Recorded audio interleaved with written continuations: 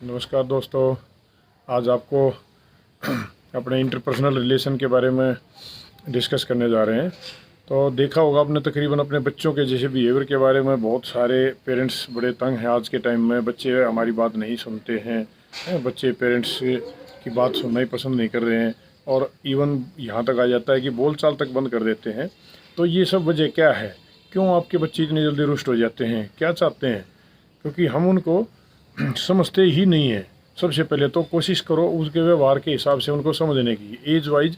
तो ऐसी वीडियो में आज हम यही बताएंगे कि एक शुरू से लेकर बड़ी एज तक किस तरह से बच्चे में बदलाव आते हैं, किस तरह की उसकी साइकोलॉजी होती है, कैसे उसका ह्यूमन बिहेवियर जो है उसकी साइकोलॉजी का कैसे असर पड़ता है। तो उसके बिहेवियर के हिसाब से उसके चीज़ें को समझने की कोशिश करके फिर उसको यदि आप हैंडल करोगे तो आपके लिए भी आसान होगा, बच्चे के लिए भी आसान होगा। तो आइए इसी कड़ी में आगे बढ़ते हैं। ह्यूमन बिहेवियर के ऊपर बात करने जा रहा हूँ।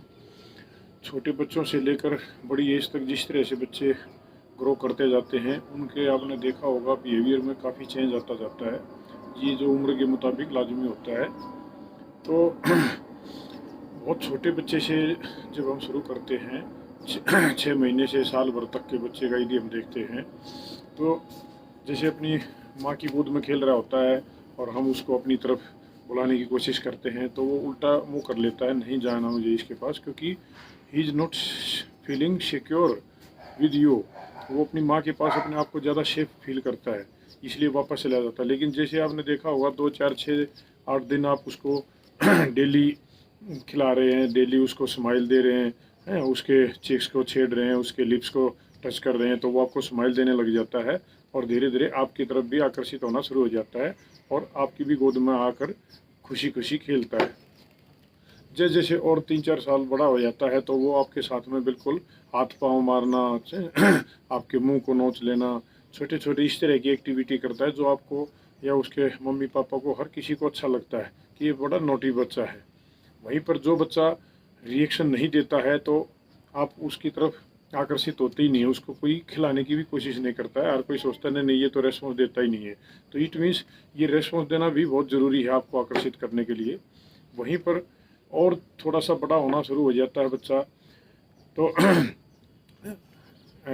जैसे मम्मी पापा ने उसको कुछ टॉयज ला के दिए, खेल खेलने के लिए दिया, तो वो अपने जो दूसरे दोस्त हैं उनके साथ में उनको बड़ी प्यारी से अच्छे से शेयर करने की कोशिश करता है, खेलता है उनके साथ में, बड़ा इन्जॉय करता है उन टॉयज़ के साथ। लेकिन वहीं पर यदि आप खुद मांगोगे या उसका बड़ा भाई बहन उसको मांगता है तो उसको मना कर देगा देने के लिए, क्योंकि उनके साथ में वो इन्जॉय करता है। वो उसको भरोसा है कि ये मम्मी पापा के साथ में मुझे मज़ा नहीं आएगा, तो वो छोटे बच्चों के साथ में शेयर भी करेगा, उनके भी खिलौने लेगा, उनको अपने भी देगा, जबकि खुद अपने मम्मी पापा को वो नहीं देना चाहता है। जैसे थोड़ा सा और बड़ा होता है, अब वही बिहेवियर जो उस बच्चे का था जो आपके साथ में आपको हाथ थापाई कर रहा था, आपके चेहरे को नोच रहा था, आपको किकिंग कर रहा था, यदि अब वो 8-7 साल का होने के बाद भी यदि उसी तरह की एक्टिविटी करता है तो अब आपको उससे उम्मीद दूसरी तरफ की हो जाती है कि अब ये आप उसी व्यवहार को, पहले जो नोटी बोलते थे अब आप उसी व्यवहार को, उसकी शरारतें बोलना शुरू कर देते हो, उसको बदतमीजी बोलना शुरू कर देते हो। अब तो ये तो बदतमीज़ हो गया है। तो देखिए कितना किस तरह से हम अपने पैरामीटर्स पे बच्चे को देखते हैं, जबकि बच्चा तो वही है, उसी तरह की एक्टिविटी उसकी कंटिन्यू, लेकिन हम अब उससे जो एक्सपेक्टेशन हमारे हैं उसके अनुसार हम उसको परिभाषा दूसरी देनी शुरू कर देते हैं। अब जैसे आगे आगे थोड़ा सा और बड़े होते हैं बच्चे, तो बच्चे तकरीबन देखा होगा 8-7-10 साल के बच्चे जो होते हैं वो अपने अपने पीर ग्रुप में खेलते हैं। लड़कियां आपस में लड़कियों के साथ खेलना पसंद करती हैं, वो गुड्डा गुड़िया का खेल है, अपने डॉल को सजाती हैं, उसको दुल्हन बनाती हैं, उसको बिंदी बिंदी लगाती हैं, चूड़ियाँ पहनाती हैं, इस तरह के गेम खेलने में ज़्यादा अच्छा इंटरेस्ट लेती हैं। और वहीं पे जो बॉयज़ हैं वो बॉयज़ के साथ ही खेलना पसंद करते हैं। वो आगे चल के क्या करते हैं, चोर सिपाही, भागम भाग, मार धाड़ वाले, उठा पटक वाले सारे गेम जो है उसमें ज़्यादा इंटरेस्ट लेते हैं, जबकि गर्ल्स सिंपल और सीधे सीधे गेम खेलती है। अब थोड़ा सा और आगे बढ़ते हैं और यदि वो जैसे 12-13-14 साल की एज में जैसे जैसे बढ़ते हैं तो धीरे धीरे क्या होता है, उनके अंदर काफ़ी सारा फिजिकल चेंज आना शुरू हो जाता है, मेंटल चेंज आना शुरू हो जाता है, इमोशनल चेंजेस आते हैं और फिजिकल चेंज तो आते ही आते हैं। फिजिकल चेंजेस में जैसे पबिक हेयर्स निकल आते हैं, दाढ़ी निकल आती हैं, मूछें निकल आती हैं, आवाज़ में भी बहुत सारा बदलाव आ जाता है। जैसे बॉयज़ की आवाज़ जो थोड़ी सी बुलंद सी हो जाती है, वहीं पे गर्ल्स की और ज़्यादा सुरीली सी आवाज़ हो जाती है। और अब शुरू होता है एक दूसरे की तरफ आकर्षित होने का समय। इस एडोलसेंस एज में बॉयज़ और गर्ल्स एक दूसरे के विपरीत अपना लिंग की तरफ आकर्षित होने शुरू हो जाते हैं। और दूसरे उनके अंदर एक इस मैच्योरिटी का एक फील आता है कि अब हम बड़े हो गए हैं और हर तरह का हमें नॉलेज हो गया है, और जो पेरेंट्स हैं वो घर के किसी भी फैसले में, हर फैसले में हमारे से सलाह मशवरा लेकर काम करें। जैसे कोई गाड़ी बाइक खरीदनी है, कोई प्लॉट खरीदना है, कोई और कहीं रिश्तेदारी में आना जाना है, किसी के साथ में कोई और व्यवहार करना है, तो हर फैसले में वो एक्सपेक्ट करते हैं कि भाई तुमसे पूछा जाए, तुम्हारे से सलाह ली जाए।